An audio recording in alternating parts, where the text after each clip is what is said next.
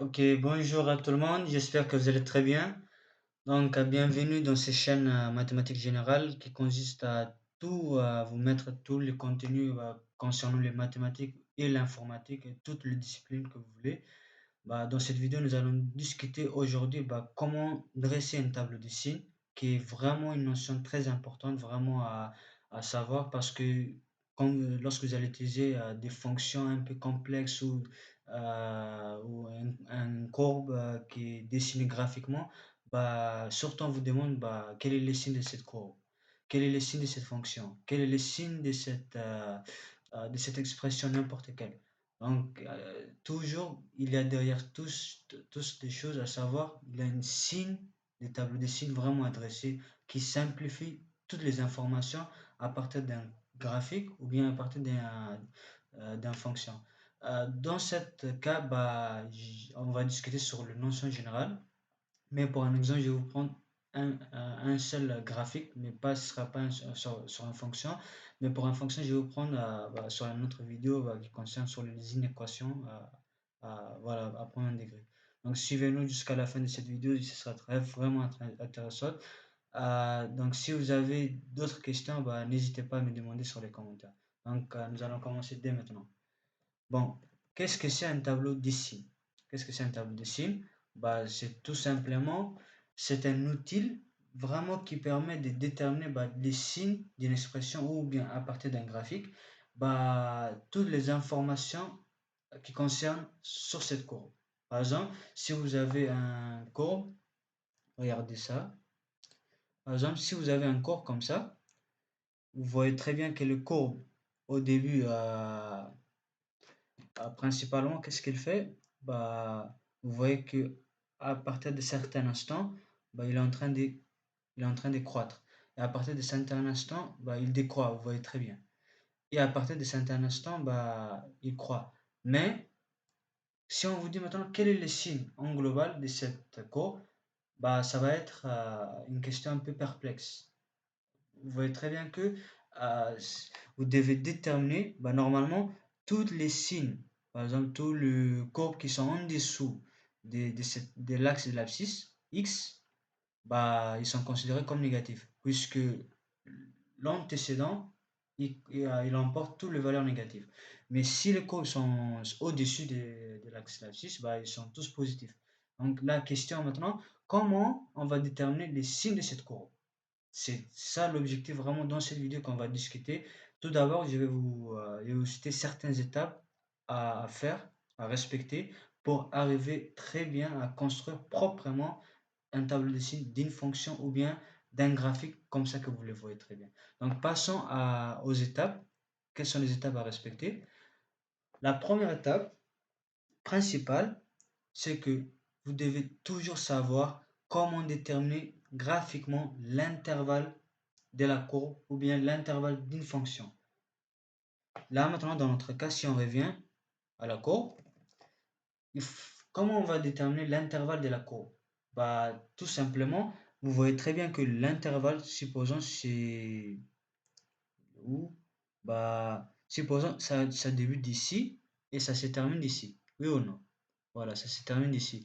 Donc l'intervalle, la courbe, comme il se déroule dans cet instant, l'intervalle va commencer de cette manière, c'est-à-dire de cette échelle jusqu'à cette échelle. Voilà. Il faut vraiment savoir déterminer l'intervalle. Ça, c'est la première chose vraiment à savoir, comment déterminer l'intervalle. Si vous n'avez pas l'intervalle, vous ne pouvez pas construire un tableau de signes vraiment de manière correcte. Donc la première chose vraiment à maîtriser, c'est construction d'un intervalle. Comment déterminer l'intervalle graphiquement ou bien d'une fonction. Pour les fonctions, je vais vous montrer sur le vidéo prochain concernant sur les inéquations. Nous allons voir ensemble après. La deuxième étape, c'est que il faut savoir trouver tous les points qui s'annulent dans l'expression ou bien dans les graphiques.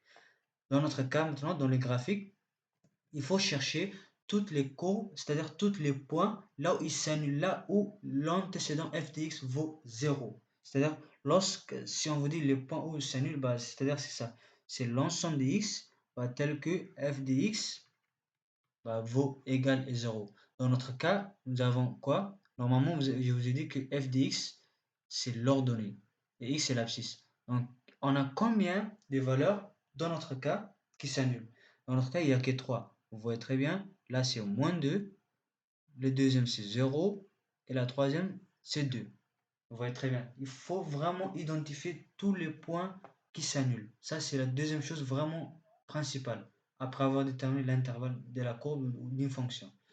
La deuxième chose, bah, essayer de diviser voilà, comment dirais-je, les droites gradées en plusieurs intervalles. Là, quand vous avez trouvé bah, plusieurs racines, on peut dire autrement racines, au lieu de dire points qui s'annulent, on peut dire des racines. Là, vous pouvez subdiviser en plusieurs intervalles. La première, bah, ça peut être ici. Là, comme je vous ai dit, c'est l'ensemble des points réels. On travaille dans les cas réels, il n'y a pas de décimaux ou non naturel, non. Ça, c'est dans le cadre réel. Donc là, maintenant, la première, comme je vous voyez très bien, comme vous voyez très bien, normalement, la première intervalle, ça doit être d moins l'infini à 7 points qui s'annulent. La deuxième, bah, ça va être ici. La troisième intervalle, bah, ça va être ici. Et la quatrième, bah, ça va être de la dernière point qui s'annule jusqu'au plus l'infini. Ça, c'est plus l'infini. Et ça, c'est moins l'infini. Donc, il faut subdiviser les intervalles pour les étudier. Pour les prochaines étapes, ça va être, ce sera quoi? Voilà, déterminer les signes. Bah, une fois que vous avez subdivisé l'intervalle, bah, là maintenant, ça va être vraiment clair comment déterminer l'intervalle vraiment de manière facile. Là maintenant, si on revient à la courbe, donc de cet intervalle jusqu'à cet intervalle, bah, quel est le signe de cette courbe? La courbe, est-ce qu'elle est en dessous de l'axe de l'abscisse ou bien est-ce qu'elle est en dessus? Bah, si c'est là-dessus, bah, c'est un signe positif. Si c'est en dessous de l'axe de l'abscisse, bah, il y a un signe négatif. Donc, c'est de cette manière vraiment qu'il faut savoir. Donc, voici les étapes vraiment à savoir. Bah, la dernière, c'est tout simplement bah, c'est de remplir le tableau après avoir identifié tous les 4 étapes. La dernière, bah, c'est de remplir toutes les informations dans un tableau. Et ça, nous allons voir sur un exemple sur cette même graphique. Donc, revenons à notre exemple sur les graphiques. Donc là, je vous ai un peu agrandi le graphique. Donc là maintenant, la courbe, comme vous voyez très bien, elle commence de 7 points et elle s'arrête de 7 points. Alors, la première chose à regarder, c'est quoi? C'est comment déterminer l'intervalle. Là, comme vous voyez très bien que l'extrémité entre deux courbes, bah, on sait très bien là où il débute, là où il se termine. Alors, là où il débute, bah, il commence exactement, on peut dire là, à peu près moins 2,8. Et là, on peut dire à peu près, bah, si on se projette, bah, on peut dire à peu près 2,8 aussi. Alors, l'intervalle, bah, ça va être l'intervalle fermé. Donc, si on revient voilà, à la table d'ici, bah, l'intervalle sur l'axe de l'abscisse, bah, ça débute, la courbe commence de moins 2,8 jusqu'au 2,8. Alors, ça va être exactement de cette manière. Moins 2,8 jusqu'au 2,8. On a respecté la première étape. On a réussi à déterminer l'intervalle de la courbe. Ça, c'est dans le cadre graphique, pas pour les fonctions. Ensuite, la deuxième chose, bah, comment on détermine les points qui s'annulent. Comme je vous ai montré précédemment, bah, dans notre cas, nous n'avons que 3 points qui s'annulent. La première, c'est moins 2. C'est moins 2. Bah, je vais vous mettre en rouge si vous voulez. Il est où?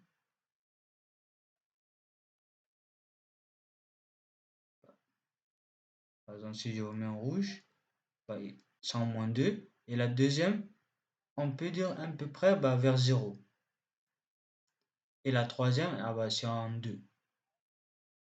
Alors, les 3 points qui s'annulent, bah, c'est en moins 2, en 0 et en 2. Voilà. Les points qui s'annulent, bah, normalement, ils sont compris dans l'intervalle. Ils ne dépassent pas de l'extrémité de l'intervalle. C'est impossible. Alors, ça va être, on va lister tous ces 3 points. Alors, la première, c'est moins 2. La deuxième, c'est 0. Et la troisième, c'est 2.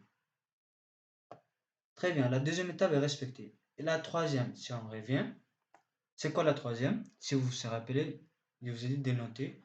La troisième, essayez de les subdiviser en plusieurs intervalles. Là maintenant, comme nous avons trouvé trois racines, trois points qui s'annulent, alors nous aurons forcément combien d'intervalles? Quatre intervalles. La première intervalle, normalement, là, comme je vous ai dit, on est dans le point réel. Là, je vais vous mettre en vert encore plus mieux. Là, normalement, c'est moins l'infini. Et là, c'est plus l'infini. C'est plus l'infini. La première intervalle, ah bah, ça va être exactement cet intervalle. Exactement moins l'infini jusqu'au la première point qui s'annule. Ça va être moins l'infini à moins 2. La deuxième, ça va être exactement entre moins 2 jusqu'au 0. Oui ou non? Entre moins 2 à 0, c'est-à-dire entre les deux points qui s'annulent. Parce que pourquoi on a besoin de subdiviser les intervalles en fonction des points qui s'annulent? Parce que le signe de la courbe, elle s'échange exactement lorsqu'elle atteint au point là où elle s'annule. Lorsqu'elle s'annule, soit elle va devenir négative, soit elle va devenir positive. C'est pourquoi on les subdivise tous les intervalles en fonction des points qui s'annulent. C'est très important de savoir ça. Alors, la deuxième intervalle à subdiviser, c'est exactement entre moins 2 à 0. Et la troisième, c'est exactement entre 0 à 2. Et la quatrième, finalement, ça va être d'ici jusqu'à là. Voilà, nous avons quatre intervalles. Donc, qu'est-ce qu'on va faire sur le tableau de signes? La première valeur qui s'annulait, c'était en moins 2, oui ou non? Alors, qu'est-ce que nous allons faire? Alors, si on revient là, je vais juste mettre que elle s'annule en moins 2, elle s'annule en 0 exactement, et elle s'annule en 2. Voilà la troisième étape, c'est respecté. Là maintenant, la quatrième, c'est quoi? Étudier les signes entre chaque intervalle. Ça, c'est très important. Ça, c'est très facile quand même. Là, maintenant, si on revient à la première, entre moins l'infini à moins 2, quel est le signe de cette courbe? Là, maintenant, nous voyons très bien que les courbes, normalement, elle est en dessous. Donc, là, si je vais changer en autre couleur, je vais mettre en bleu. Normalement, entre moins l'infini à moins 2, normalement, les courbes, elle est en dessous de l'axe de l'abscisse. Vous voyez très bien, elle est ici. Alors, c'est un signe. Le f de x, elle est comment? Elle est négative. Parce qu'elle est en dessous de l'axe de l'abscisse. Donc, entre moins l'infini à plus précisément, on peut dire aussi entre moins l'infini à moins 2, c'est la même chose que moins 2,8 jusqu'à parce que c'est en fonction de l'intervalle qui nous intéresse. Alors, ça va être exactement entre moins 2,8 à moins 2, elle est négative, exactement. Vous voyez très bien qu'elle est en dessous de l'axe de l'abscisse. Alors, on va mettre un signe moins entre ces deux-là. Voilà, un signe moins. Parce que la courbe, elle est en dessous. Entre moins 2 à 0, quel est le signe de cette courbe? Nous voyons très bien que là, maintenant, les courbes, elles montent. Elles dépassent l'axe de l'abscisse. Alors, on voit très bien que l'antécédent f de x, elle devient strictement positif.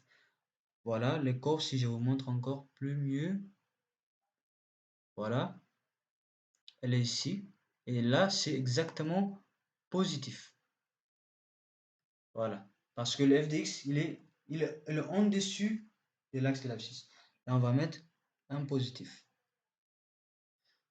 Là, maintenant, quel est le signe entre 0 et 2? Quel est le signe de cette courbe en 0 et 2? Là, j'espère que vous avez très bien compris. Comme je vous ai montré tous les principes, c'est la même chose qui va se passer aussi. Entre 0 et 2, nous voyons très bien que les courbes, elle est située en dessous de l'axe de l'abscisse. Et c'est négatif parce que f de x est strictement négatif. Là, donc, on peut en déduire que entre 0 et 2, le signe est négatif. Quel est le signe entre 2 et 2,8? Là, maintenant, les courbes, bah, ça monte. Elle est en dessous. Voilà, elle est juste ici. Comme f de x, elle est positive là, alors le signe est positif.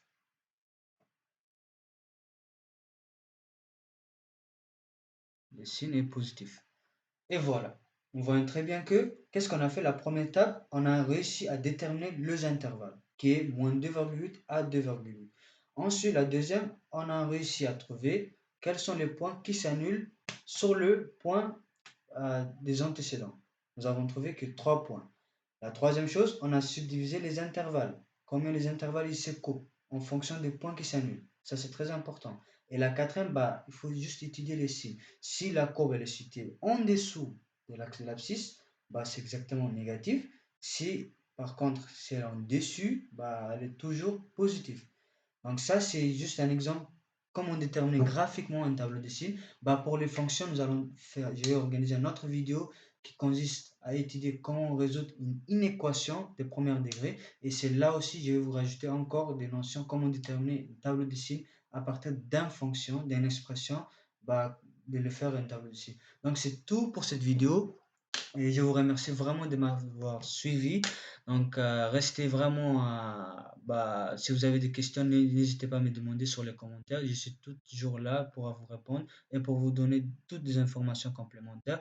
Bah, on va se trouver à la prochaine vidéo. Je vous remercie vraiment pour votre attention. Merci beaucoup. À toute à la prochaine.